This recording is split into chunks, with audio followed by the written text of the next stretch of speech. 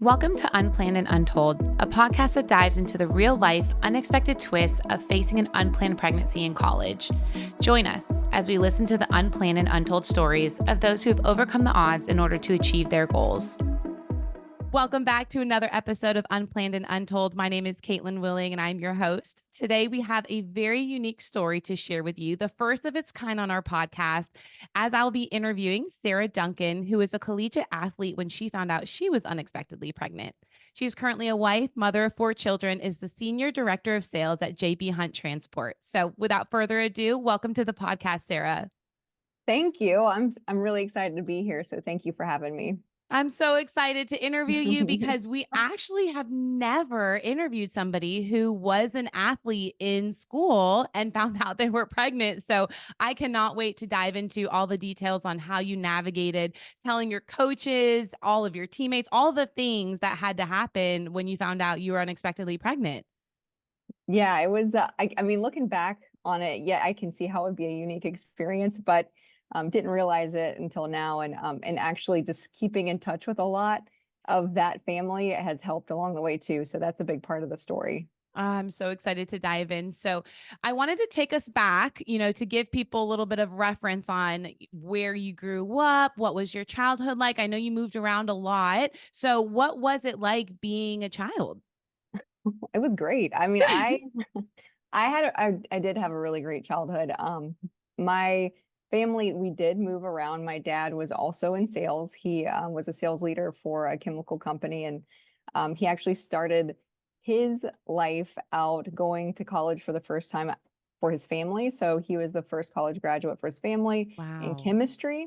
So in the lab, he found out he loved it so much, and they were like, you know what, you should sell this. You shouldn't be making it. You should sell it because you love it. He started that, and then they said, you know what, can you go to Canada? Can you go to the Pacific Northwest? Can you go to Louisiana and kind of start and start up or improve areas of our business? He did. So we went along with him. And with that experience, I got to live in some cool places like Canada Wow. for a big part of my childhood. Got to experience a lot of things a lot of people don't, which also includes a lot of discomfort for moving from school to school and having Yes. to figure out how to navigate socially. And then we ended up back down in the South where I graduated high school and then went to Auburn for college. So, but childhood was wonderful. My parents, even though we had to move a lot and there was a lot of change, they did what they could to make sure that we adapted and then we flourished where we were. So I love that. So, walk me through schools. Were you, transferring to different public schools or private schools? Was it a mix? What did school look like? yeah, it was a mix. In Canada, I stayed pretty much in the public school system there. There was one school, which was like we moved to that school electively, not because we were physically moving from our house, but it was a traditional kind of charter school that the Canadian government was establishing. So my mom put me in that.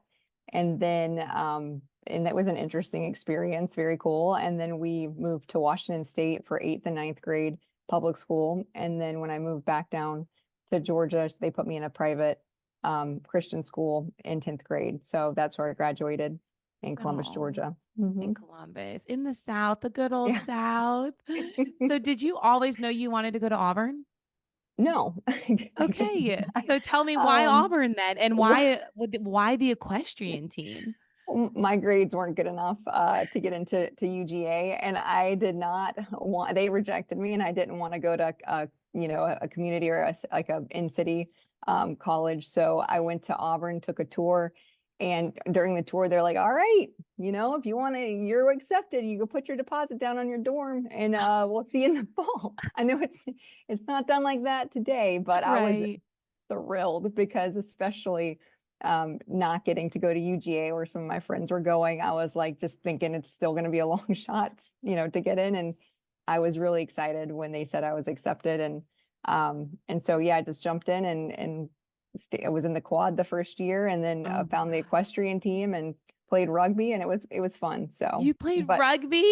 I did. Oh my gosh. How cool. Yeah, it was fun. Wow. I feel like you've got such an adventurous spirit to you.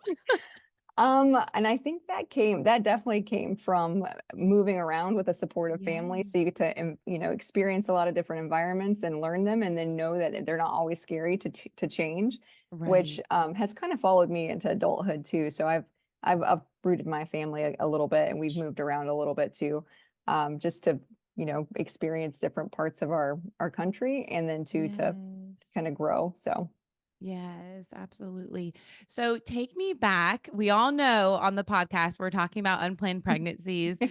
Take me back to what year you were when you found out you were pregnant and just the entire situation. Like, were you fully fledged on the equestrian team? Like, what Mhm. did that look like for you? Yep. So I found out I was pregnant um January of my junior year. So so that's where I had been on the equestrian team for a year and a half. I joined at the end of my or I tried out at the end of my freshman year, was there I think my whole sophomore year and into my junior year. And that it was, I mean, the best experience Mm. ever being a part of that team, and having Coach Williams and Sandy and the whole entire structure of it was a wonderful way to spend the first 3 years of my college experience. But yeah, that time when I found out I was pregnant, I'd actually broken up with the father of my children. At Wow. that time, we had dated for only about 7.5, 8 months, and I was actually waiting to start birth control. So I was like, you know what? The next time I get my period, I will start this birth control. Oh my So gosh. I was waiting, and I was like, well, it's not here yet. It's not here yet. And we had been broken up for about a month and a half, 2 months at that point. And I finally was like, I just kind of feel funny, and I don't think this is right. And like, Oh, I just, I need to go get, checked out. And I found out I was pregnant. I was about, almost 12 weeks at that time. oh Um, my gosh. and yeah, and so I called him first, and he was he was just thrilled. He So was it was thrilled. And what great. was your initial reaction? Oh, panic, Yeah. complete panic. So I was like, this is not, what I planned. So, I had actually called him the week prior, and I said, I think I might be. Like, it's been a while, and I know, Right. like, we broke up in before the holidays, and I was like, you're, the only person I had been with. And I was like, I just feel like something's going on. He's like, you're Yeah. not. Don't, no, that's not it. You must be stressed out or something. So but once I found out and I called him, he's like, well, come to my apartment and let's talk about it. And it's a blessing. And he was Oh my very supportive gosh. right from the start. I mean, but again, we had broken up for a reason. Like we knew we weren't, Right. but we decided to do some life together because we made those decisions, and jumped in at that point. Oh my goodness. So, do you remember telling your equestrian coach what was going on? I mean, surely while you're pregnant, you can't ride horses, right? I mean, you can to a certain Okay. extent, but I think because you're a college athlete, and because that's they're not, I mean, that's not really, I don't know the exact stance on it, but I would Sure. assume that they don't want any type of liability that comes into Right. that either. So yeah, side note, you can do a lot of things Yeah. until your doctor says you can't when you're pregnant. Right. But it was pretty soon after I found out. I think right, we got back from break. It was like maybe mid-January, late January, and I went and told Coach Williams, and he shared his story too. I know Mm. that they have very similar, background in that area, and very Yes. supportive, and just, told the team. And there was another teammate as well that was kind of going through the same thing. And after this, maybe we can talk about it, and I can give you Yeah. her information, but she's an Yes. inspiration Wow. as well. But he was great, and the team was great, and we, just started to kind of step back so I could focus on finishing school and having Lily, and figuring out life. So at yeah, spring, I guess, like that semester of my junior year, I had to quit the team, and that was sad, but I knew it. I mean, life changes in an instant. Like Yes. you don't, that's not, wasn't even on my radar as important at that point. So Absolutely. So then you transition into this role where you had said you were going to make it work with the father of your child. Y'all had broken up, so you're finding out you're pregnant after you've already broken up. That has yeah, to be such a shock. But then to hear that he wants to parent. Is that the decision that you were set on? Did you want to explore your options? What did that look like at that time? Yeah, to be very frank, I immediately, when I found out, was like, what are my options? Is this something that I can safely terminate at this time? Is this something that, I mean, in my family, that it's an absolute no. So that's something that I knew I'd be met with a lot of resistance on. Mm, And with him, it was an absolute no as well. And, mm, I really do respect, his part of being a mm, father. I mean, I absolutely wouldn't want to make a decision like that. For me personally, that would mhm. affect somebody else's ability to be a parent as well. So, definitely took if during that conversation, when I was very open with him about how scared I was, this was not at all what I wanted to do. I wanted to go to get my master's degree after I Wow. graduated. I did not want to have a family. I did not want Yeah. to get married until I was in my 30s. It was not You on had my the plan. whole plan. Yeah, it was not at all a part of the plan. And I don't even consider myself, I'm not a lovey-dovey, touchy, maternal person. And so I was really worried about that part of it too, and being able to be a parent. Right. And so I just told him I didn't want it. I didn't want it. I don't want this life. I didn't want it. And he's 7 years older than me. He said, this is a blessing. This is, how life goes. And this is what I'm going to support you. I'm going to support this child. Pretty much you don't have a choice. When I knew looking back, I should have said I have a choice, but he's like, you don't have a choice. We're going to do this together. I'm going to be the Mm, dad. I'm going to do what I need to do to support this. And let's talk to your parents. mm, Went to talk to my parents about, of course, they were like, you do have a choice. You could look at adoption, or you can have this child. And I was like, mm. well, I'm not going to have a child. It's my choice. I'm not going to adopt that. We have resources. I'm Right. not going to do that. And Lynn, my ex-husband, Lily's dad was like, I don't want to do that either. So Right. we decided, to just move forward together, um, to, to jump into married life. And he did not want to have a child out of wedlock. That's where I think I should have maybe Mm, put my foot down a little bit more. He's a wonderful person. We co-parent really well together. He's a great human being. But when you're 21, I didn't know I really had a choice with that either. And right. I just said, okay, it's the right thing to do, is to get married, to support this child and to be committed. And so we did that. We made that choice together. Um, and then my one little rebellion I had was, well, I'm not going to have a shotgun wedding. We're gonna get married when I'm 6 months pregnant and everybody can see it. And I'm not gonna try to hide the fact that this is a big reason and a big why. Right. Yeah. So, we got married in May of 2004, and then I had Lily in August of 2004 when I was supposed to graduate or walk, which I still graduated. I just didn't walk because I was in the hospital with her. So Oh my gosh.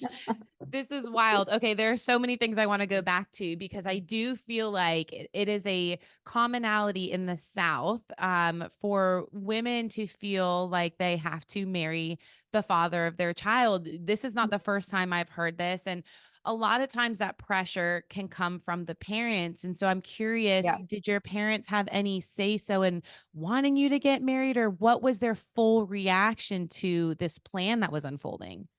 at the time, they really, my dad just hugged me, and he did say, "What's your plan?" He's like, "What is your plan?" And then, we were all in the living room together, and Lynn said, "I want to marry her, and I want to make this this is do the right thing."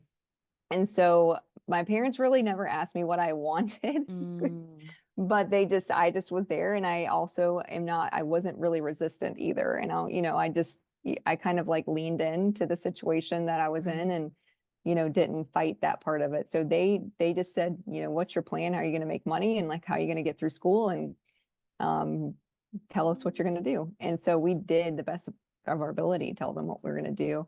Um, and at the time, Lynn, was managing a restaurant in Auburn and making decent. I would say like I mean, it wasn't enough for us to live a whole life together on, but he Right. was doing a good enough job for us. And my parents cut us off financially at that time, Wow. with, you know, some assistance with getting on Cobra. We had to pay for the Cobra premium, Mm, which, I mean, I don't know how I would handle things if I were them and I was in the same situation. They did continue to support my college education and paid for that. I Right. mean, I know a lot of people are not that lucky. But everything else that came with life, groceries, everything else was now on our shoulders to handle while still going to school and getting done with that. So it was a challenge for sure. I mean, you were navigating a lot. You were navigating stepping back into a relationship that you thought was over for a reason, for a good reason, Yeah. navigating being pregnant on campus, kind of losing the support system and the unique opportunity of being on the equestrian team. That mourning that loss in itself, is a whole different chapter. So walk me through, what was it like being on Auburn's campus pregnant? I mean, it sounds like you had your daughter right before you were supposed to walk. So you stayed in school all the way up until you had her. Yeah, I did. Well, first of all, I had extremely support. I was in my fourth year, my senior year, very supportive um, professors. So I'm Okay. trying to think. I must have been my senior year. It must not have been my junior year then, because I found out in January and had her in August. So it must have been yeah, it was my senior year. Holy moly. Okay. So that whole last part of the year, though, I guess it did get extended out to August. So I did have to take one or two other classes, because it wasn't perfectly 4 years. Right. Maybe it was, but it was, I hated it. I hated walking around campus. Everybody else, all the other 21, 22-year-olds are hopping around and having a good time. And here I am with like a belly. Like I hated it, but I found surprising responses from my teachers and other classmates too Wow. that knew people or maybe had gone through something similar themselves, reach out to me that I didn't know before. But the teachers, our professors were, I mean, a couple were overly just amazing with me and just allowed me to do a lot of things from home, and do some supplemental work to make sure that I met the requirements to graduate. But they did not, expect me to be in class at every single session, and they were just very flexible with me. So it was good, and it was also somewhat embarrassing, and I just had to kind of get through it sometimes and um, just grin and bear it, deal with it. Yes. Do you feel like there was still a huge stigma, and, arguably there still is right now, but when you were pregnant on campus, do you feel like you were judged by your peers or people on the concourse, or why did you feel so uncomfortable? I don't know. I mean, maybe. I think they're, it's the South. Yes, yes, I felt a little judged. I felt, that this isn't the right, process and planning. But also, there's a heavy Christian influence at Auburn and in the South. And I mean, when I started at Auburn, I was a part of Young Life, and Oh, I, wow. you Yeah. know, I was very much a a flag waver of my faith, and Sure. I very much was active. And I remember, just being, I remember myself as a freshman, as a sophomore, and as being involved in fellowship and like ministry. I know how people talked, and I know how Right. people looked, and at others that made decisions that they didn't approve of. And of course, I knew that that was happening, but um, it didn't, it really didn't affect me in a really negative way because, you know, I know myself and I know what I'm doing, and I know, and I have my own truth, and it wasn't really rocking me that bad. But yeah, I felt it. Um, but at the same time, it was balanced out with others that were open and sharing with their experiences and being kind to me too. So I felt like it was balanced. You can never control everything that people think about you. You can never control others' thoughts. And a lot of times, a lot of that negativity and judgment comes from a place of sadness in their own lives or Right. disappointment in themselves. So and even then I had that feeling too that I can't control that. So you got to just again like get through it the best I can. Absolutely. Yeah, I think, for our listeners who don't live in the South or have never experienced it, a lot of times religion can kind of become your identity and the identity of Mhm. those who are around you. And, it's not a perfect walk. Yeah. And we all make mistakes. But some mistakes have larger consequences than others, and that some mistakes are outwardly shown. And Mm. so when you Yeah. make that mistake of having sex outside of marriage and you do get pregnant, chances are your friends are that you've got quite a few that are doing the Yeah. same thing, Yeah. but they did not get pregnant, whew, negative pregnancy test for them. But that is definitely a hard world to navigate, especially when you're trying to press in to a social group like that. Yeah. And then for everybody to find out, wait, I thought you Yeah. were going to Young Life, or wait, for me, I was going to one, which was like a college, Bible study, and it caused even more confusion, but in some respects caused more shame for me as well, Mhm. because I was trying to get on this straight and narrow path. But we are human, Yep. and then kind of have to pick up the pieces. And I think we're more nervous to tell people because you're scared they're going to judge you. But what has shocked me over the years is their reactions have more than not been very welcoming and Mm. been like, we can help you. We want to walk Yeah. through this with you.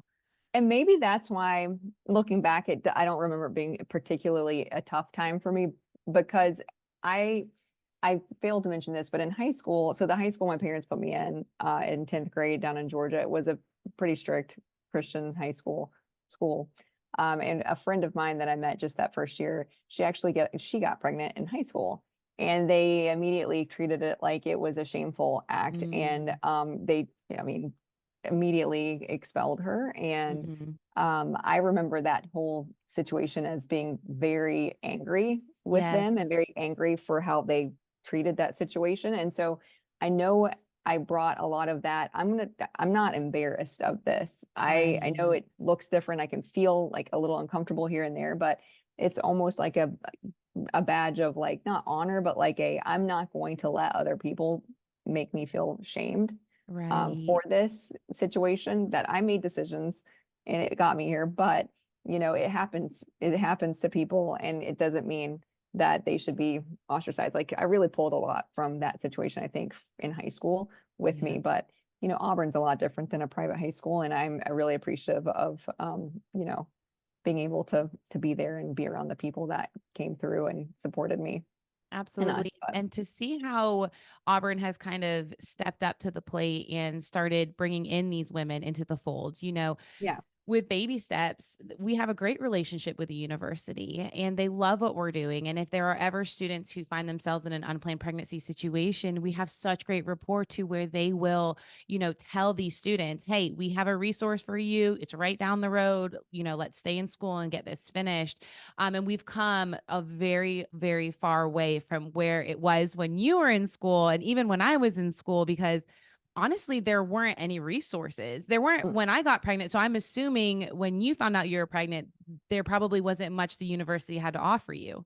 no, and I think we're almost perfectly 10 years. I Wow. think apart from our Yep. stories almost because I Wow. think mine was 2004. I think yours was 2013 or 14, I think, if Yep. I remember correctly. So it was, yeah, there was none. I mean, there was a billboard on the side of the highway that said, you want free testing and Right. choices, and I went there thinking like I no, it was really just a pregnancy test and to give me like, pamphlets on what to do next. And I'm Right. like, Mom, what do I do? But yeah, now I know that you just learning about what Baby Steps is doing and being there and it's amazing. Like I am so excited for the parents and maybe not just for moms, but just for parents to have that kind of resource that they can lean on and help get through school. It's so important not to put that on the back burner. I am so I know that I'm lucky, blessed to be able to have gritted my teeth and gotten through and graduated. But if it had been a year prior, maybe if it had been my sophomore year, I wouldn't have been able to do it in that kind of Mm, circumstance and financial burden that I was already feeling just in my last year at college. It was very difficult just for that short time. So having absolutely. baby steps is awesome. Yes, and we really hope to be a resource on future college campuses across the nation because, yeah, Auburn is not the only school that this happens to females. Crazy. It actually happens at all the college campuses. And yeah, there is a bit of a gap of resources that we're wanting to, step in and fulfill. And so we so appreciate women like you who are willing to step forward and speak about what was their experience, because even I learned from y'all, to be the voice for all of these women who really have never been given a platform to share their story, and to share the resilience is it's an absolute honor. Which leads me into my next question. You've done very well for yourself in life. And do you think that that had anything to do with you having an unplanned pregnancy in college? Like, did that experience shape who you are today and help shape your career path? 100% yes. Yeah, hands down, yes. I don't think that I would be anywhere close to where I'm at or have the confidence to deal with some of the situations I deal with without it. And so I think that telling a lot of moms or young parents or it is an experience that right now is so tough, but it will definitely give you the grit and the resilience you need to be able to excel in other areas of life with people along the way. So um, I specifically, wanting to go in a direction with my what I thought I wanted as a career at that time being put on hold, which I thought at the time was a bad thing, was a great thing. I mean, for me, I'm glad I didn't go down that road. I'm glad that I had to dig deep and figure out how to support my family with a new baby and in using. So I'm kind of rambling, but let me That's back okay. up a little bit because Sure. before I found out I was pregnant, very focused on graduating and then going to get my master's and getting into counseling and getting Mhm. into more of a human-centered psychological or cognitive behavioral path of Right. helping others in a therapeutic way. And as much as that is really intriguing to me and I really like learning about it, when I got pregnant, all of a sudden it's a whirlwind of it's your life now. Like your parents have pulled out financially, except for helping you finish up these last 7 months of school. Mhm. You're having to own a house, pay the bills, pay the car payments, buy the groceries with your new husband that you didn't want to marry, didn't want to be with in the beginning of that. And you have to do it and try to be healthy at doing it Yes. and be a good mom. And then at the same time, my partner at the time, Len, he said, "You know what? You got your degree. Why don't you go work? I'm going to finish my degree," because he hadn't finished it at the time. I said, "Logical. It makes sense. Like he'll go to school part time. He'll take care of Lily, and I'll go to work." We ended up moving down to Mobile to be closer to his family to help support that. And along the way, I found my first real job at Mhm. C.H. Robinson Worldwide, which is a large transportation company. But it provided me with a solid, real base salary right out of college, and then health insurance and everything. And I really thought at the time I was like, I made it. Like I got a Yes, real this is job. it. Like This is the I big got girl job. I got a big girl job. I got real insurance. That's good insurance. I have a 401k and I'm doing it, Yes. and I worked so hard because I guess going through that and making those life pivotal changes to responsibility, it, if I had not had that and I graduated with and then I went to get my master's and I stayed in Auburn and I didn't have the extra strain of figuring life out early, Right. 100% would be a softer, less Mhm. resilient person today that would not be where I'm at today. And so changing radically in a direction of an industry that I would have never thought of ever out of necessity, but learning that industry really well and then finding that I could excel and I could succeed within that industry really gave me a ton of propulsion to continue Yes. to move forward and up. And along the way, I'm just so I don't know, lucky. I just feel I'm so glad it turned out the way it did because I get to have this life with my current family, my loving husband. What we're doing together is just I couldn't ask for a better life. And I know that if I didn't start this journey out with hardship, I wouldn't be here. So it's definitely a big reason, the biggest reason. I agree with you 100%. I always say, when I meet women who've experienced an unplanned pregnancy, and especially those who've persevered and made it through college and moved on and forward in life, there's just something that clicks automatically with those women because you Yeah, recognize something within them that you had to find within yourself. It's a commonality. it's grit, it's It grit, is. it's perseverance. Yes. Yeah, it's, yeah, I wouldn't give that up or trade that for anything. Exactly. Yeah. Don't mess with a woman who's had an unplanned pregnancy because she will conquer the world. Because all of these women, I think I've interviewed close to 21 of them. Y'all are all doing some amazing things and have done an amazing job within your families, your careers, just everything, even the way that y'all speak and like compose yourselves. And you can just tell like these are strong women. And that leads to my final question. What advice would you give to a student mom that is just finding out she's pregnant? I mean, she's listening to your whole story, which is great. And I hope it's giving her perspective and hope for the future. But what would you personally say to her? I I mean, I would say it really, really, really will be okay.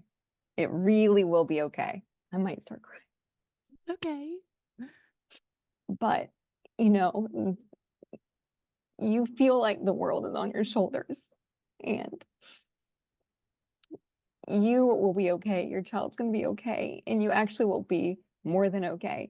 So don't let the in the moment short-term fear take you away from the big picture excitement, Mm. because it's there, and you just got to take advantage of it and jump in.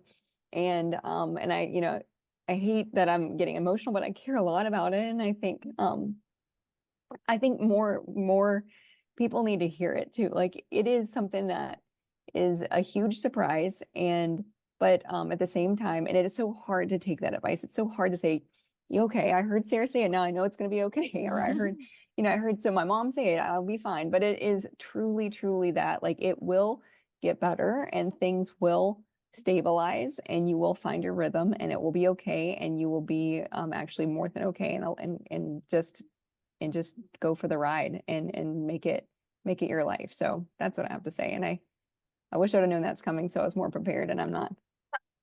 I love asking it off the cuff because it comes from the heart, honestly. And it brings you back to that moment of like, what would I tell that girl? What would I tell Yeah, that 21-year-old that's staring at that positive pregnancy test? And you said it so eloquently and beautifully. And you embrace the mess. It's the best part. It is that's this true. seasoning of your life. And honestly, a great honor because it makes us unique and different and builds our character in the long run. So, Sarah, thank you so much for opening your heart and your story to all of our listeners.